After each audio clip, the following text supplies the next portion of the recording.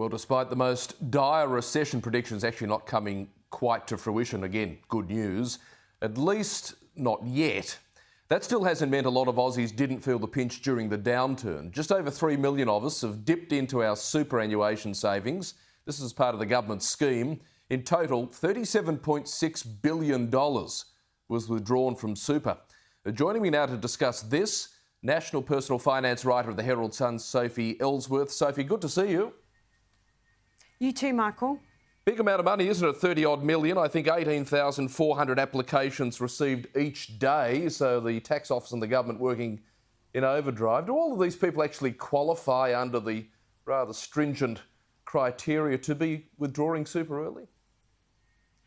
Well, that's the million-dollar question, Michael, because I've been hounding the ATO for months wanting to find out who actually withdrew their super and wasn't entitled to it. And at the moment, they haven't taken action against a single person, which is quite amazing given that we have over 3 million individuals that have withdrawn their money early. And they have just 24 hours left to access another $10,000 because the scheme wraps up tomorrow night. But it has been a huge success, if you would call it that, with about 37 billion withdrawn, and the forecast was that 42 billion would be withdrawn, so it will fall short of that. OK, as you say, it all comes to an end tomorrow, I think midnight. So if people want it, they've got to get in quick. But the ATO is saying, look, do it carefully, don't make mistakes. But with that said, a success from a government point of view in that they put the policy out there and it was taken up. But is it a success in a national point of view? Is this actually good for the country to set a precedent that if you're under the preservation age, you can tap your super early? Well, this has been a political football. Obviously, we had the coalition saying, happy days, you can dip into that retirement savings. And the opposition, federal opposition, were very upset about this. I mean, Labor were the ones that created this scheme.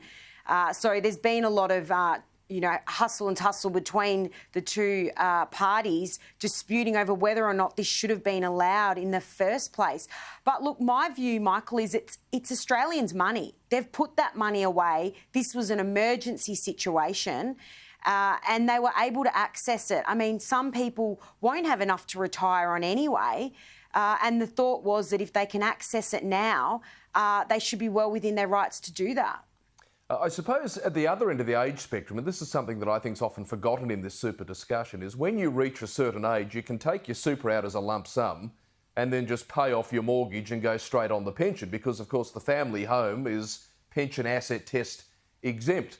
And so for those criticising the young today for withdrawing 10 or 20,000, they don't also seem to criticise the 65-year-olds or the 70-year-olds who might take out 350,000, cash it in, pay off the mortgage and go on the age pension.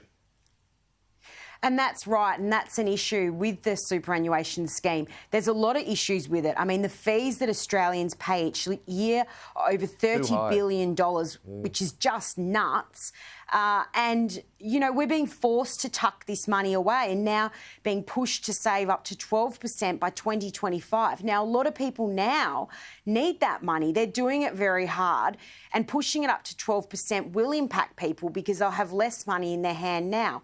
But on the flip side, yes, you can withdraw it, and yes, you can go on your holidays, pay off your house or do whatever you want and go on the pension. So look, the scheme has got a lot of issues.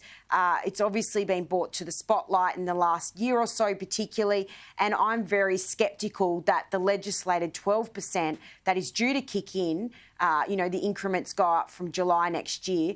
I'm very sceptical that will actually happen. Yeah, I am too. I'm surprised the government didn't use the budget late this year to say, well, look, we're going to cap the super increases at 10%, nice round number, and leave it at that. They didn't seem to go there. Do you think they'll go there eventually in 2021? I just can't see this happening, Michael. I mean, we have businesses sent to the wall. We have a lot of Australians out of work. We've got unemployment at 6.8%, and we're telling people to put money away from their super. I cannot understand how this will go ahead. And I think it's going to cause a lot of issues if it does. And I think it will result in job losses. So it's going to be another political hot potato that will continue in the coming months. But watch this space. I think it will be unpicked and the legislation will be put on hold. I think you're right. Super's always been one of those really ideologically charged aspects of economic discussion, and ever more may be so. I suppose one of the things is, though, with the young people taking out the 10,000 here and the 10,000 there, a lot of them seem to have used it not just to survive, but to get into the property market. It certainly helped them get their deposit together. That defied all doom and gloom predictions, didn't it? The property market. I mean, we had banks, I think, like the Commonwealth, who have a very big mortgage book, saying the prices could go down something like 30%. Prices in most cities went up.